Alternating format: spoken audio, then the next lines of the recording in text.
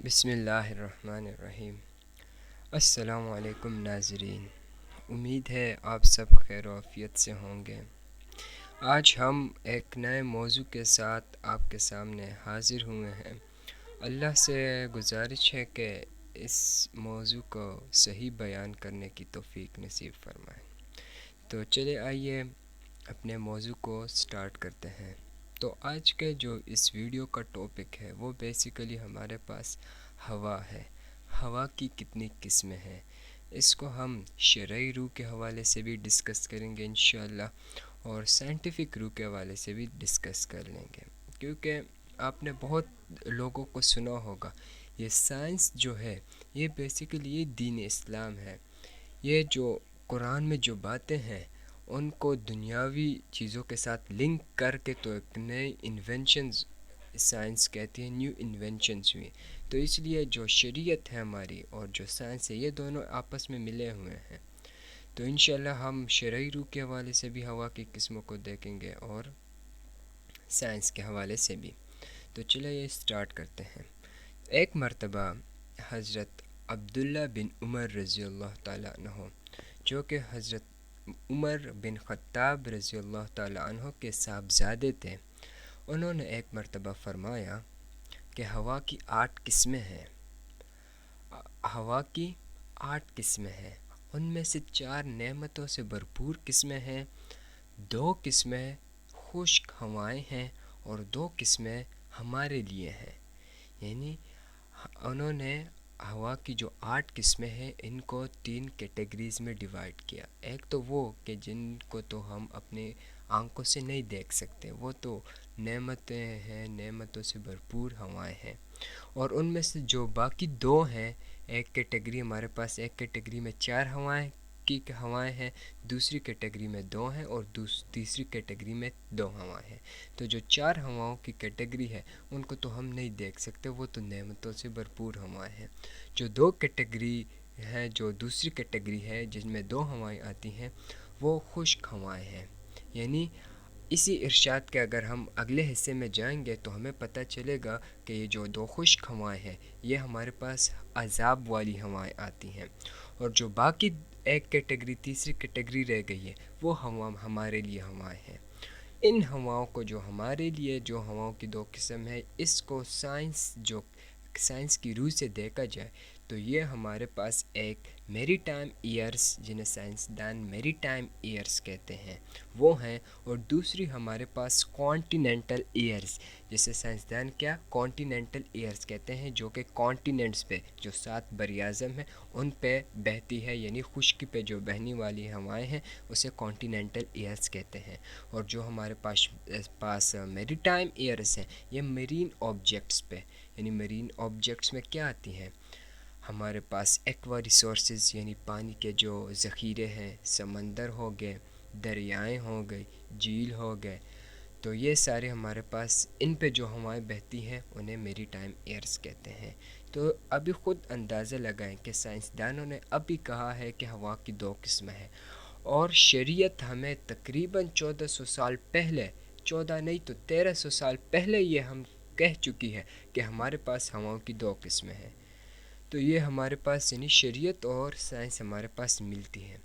تو اسی ارشاد کے دوسرے حصے میں حضرت عبداللہ بن عمر رضی اللہ تعالیٰ عنہ فرماتے ہیں کہ جب اللہ دنیا کو عذاب دینا چاہتا ہے ہوا کے ذریعے، میں ایک بات کلیئر کر دوں کہ اللہ بے حد رحمان ہے، لیکن یہ ہم ہی گناہ گار ہیں کہ جب ہماری گناہ انتہائی درجے تک پہنچ جاتی ہے تو اللہ صرف ایمان والوں کا ایمان جگانے کے لیے اور عذاب کے مستحق لوگوں کو صرف عذاب کا ایک نمونہ دکھانے کے لیے کہ شاید ان عذاب کو دیکھ کر یہ مجھ سے مغفرت مانگ لیں، استغفار کہہ دے اور میں انہیں معاف کر دوں، صرف وہ اس نمونے دکھانے کے لیے جب اللہ انہیں ہوا کے ذریعے عذاب دینے کا ارادہ کرتا ہے تو اللہ عذاب کے داروغہ کو، عذاب یعنی جو ہوا کا انچارج ہوتا ہے، ہوا کا جو داروغہ، ہوا کا جو فرشتہ ہوتا ہے، اسے مخاطب کرتا ہے، تو وہ اللہ کے سامنے حاضر ہوتا ہے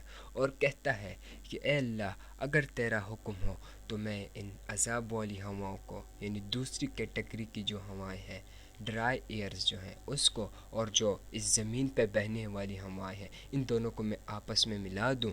تو اللہ کہتے نہیں، اگر تم نے ایسا کیا تو پوری زمین تباہ ہو جائے گی۔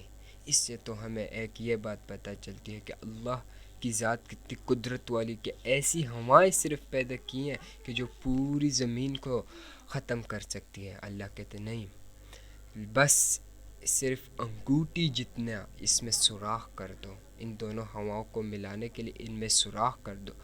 تو جب وہ داروغہ اللہ کا یہ حکم سنتا ہے تو اس میں سوراخ کر دیتا ہے، تو پھر کیا ہوتا ہے؟ ہمارے پاس طوفان آنے لگ جاتے ہیں، جو سمندری ہوائیں ہیں وہ آپے سے باہر ہو جاتی ہیں اور اپنے ساتھ سمندری پانی کو لے کے ساحلوں کی جانب بڑھ جاتی ہیں، اور اس سے کیا ہوتا ہے؟ سائنسدان اسے کیا کہتے ہیں؟ سمندری طوفان کہتے ہیں۔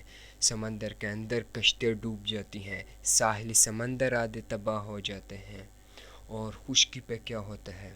تباہی مچ جاتی۔ ہوا اتنی تیزی کے ساتھ رفتار، اتنی تیزی سے اس کی رفتار ہوتی ہے کہ پورے درخت اکیڑ کے رکھ دیتی ہیں، پوری کی پوری ہمارے پاس جو گھر ہیں وہ تباہ ہو جاتے ہیں۔ اور باقی آپ خبریں سنتے ہوں گے، آپ ان میں بھی مذاکرہ کر سکتے ہیں کیسے کیسے اللہ کے ہوا کے عذاب پر بیچتا ہے۔ تو یہ صرف وہ ایک انگوٹھی جتنی سوراخ کی وجہ سے ہے۔ اسی کے حوالے ہمارے پاس ایک قوم تھی جسے قوم ہاتھ کہا جاتا تھا۔ یہ قوم ہاتھ جو تھی یہ بے حد طاقتور تھی، ان کو پاس وسائل کی کوئی کمی نہیں تھی، بالکل اللہ نے انہیں ایسے مضبوط صحت سے نوازا تھا کہ یہ درختوں کو اکیڑتے تھے تو جڑوں سمیت نکال دیتے تھے۔ ان کے جو قد تھے وہ آتا ہے کہ 60 فیٹ ان کے قد ہوتے تھے، اور 30 فیٹ ان کی چھاتی ہوتی تھی، اتنے مضبوط ہوتے تھے۔ اور انہوں نے اپنے لیے پہاڑوں میں گھر بنائے تھے تاکہ اللہ کے عذاب سے بچ سکے، اور یہ پھر سرکشی پہ اتر آئے اور کہنے لگے ہم سے بھی کوئی زیادہ طاقتور ہے۔ تو اللہ نے ان پر وقت کے نبی کو مبعوث فرمایا، اور اس وقت کے نبی نے انہیں کہا کہ جتنی بھی طاقت ہے یہ اللہ نے آپ کو دی ہے، اور اللہ تو اس سے بھی زیادہ طاقتور ہے بے شک۔ لیکن انہوں نے کہا بلا لو اپنے اللہ کو، دیکھتے ہیں وہ کیسے ہمارا سامنا کرتا ہے۔ انہیں پھر غرور ہو گیا تھا اپنی طاقت پہ، تو اللہ نے کیا کیا؟ وہی ہوا کا عذاب ان پہ بھیجا۔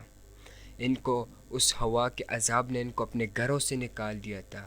یہ ہوا آتی ہے روایات میں کہ 7 دن اور 8 راتیں مسلسل وہ ہوا بہتی رہی، اور اس ہواؤں نے انہیں اپنے گھر سے نکال دیا تھا۔ اور انہوں نے پھر جو اپنے لیے خندق بنائے، کنویں بنائے، ان میں انہوں نے اپنے آپ کو جکڑ لیے زنجیروں میں، لیکن وہ ہوا اتنی مضبوط تھی کہ انہیں ان خندقوں سے، ان کنووں سے نکالا، اور اوپر آسمان میں لے کے ایک دوسرے کے ساتھ ٹکر دی، ایک دوسرے کے ساتھ رگڑا اور زمین پر پھینکا، ادھر ہی وہ ختم ہو گیا ان کا قصہ اور مر گئے۔ تو اس کا ہمارے پاس کیا ہمیں سبق ملتا ہے؟ یہ کہ اللہ اگر عذاب دینا چاہے تو کوئی عذاب سے روک نہیں سکتا۔ انہوں نے زمینی نقشے تیار کیے تھے عذاب سے بچنے کے لیے۔ قرآن نے پھر ان کا تذکرہ بھی کیا، ان کا حال بھی بتایا کہ کیسے ان کا حال اس ہوا کے بعد تھا۔ وہ ہمارے پاس جو کھجور کے تنے ہوتے ہیں اس طرح وہ زمین پہ پھیلے تھے۔ تو یہ ہے کہ اللہ ہمیں ہر قسم کے عذاب سے بچائے۔ یہ موضوع تو ہمارے پاس یہ تھا کہ ہوا کے عذاب کو ہم ڈسکس کریں، تو امید ہے آپ کو ہوا کے عذاب کا سمجھ آ گیا ہوگا۔ اللہ کے ساتھ اپنے رشتے کو مضبوط کریں، اللہ سب کو عذاب سے بچائے۔ وقت گزر رہا ہے، گزر جائے گا، یہ انتظار نہیں کرتا کسی کا بھی، اس لیے اللہ کے ساتھ جتنا اپنے تعلق کو مضبوط کر سکے اتنا کر لے، کیونکہ آخری وقت پر بھی حضور اکرم صلی اللہ علیہ وسلم کے جب وصال کا وقت آ گیا اس ٹائم بھی حضور اکرم صلی اللہ علیہ وسلم نے یہی فرمایا، میں تمہیں 2 چیزیں چھوڑے جا رہا ہوں، قرآن اور میری سنت، ان دونوں کو مضبوطی سے تامے رکھو۔ لہٰذا ہمیں قرآن کے ساتھ رشتہ مضبوط کرنا چاہیے، اسے اپنا دوست بنانا چاہیے اور سنت پر عمل کرنا چاہیے، اسی میں ہمارے پاس دونوں جہانوں کی کامیابی ہے۔ امید ہے ویڈیو پسند آئی ہوگی، دوستوں کے ساتھ شیئر کیجیے۔ جزاک اللہ، اللہ حافظ۔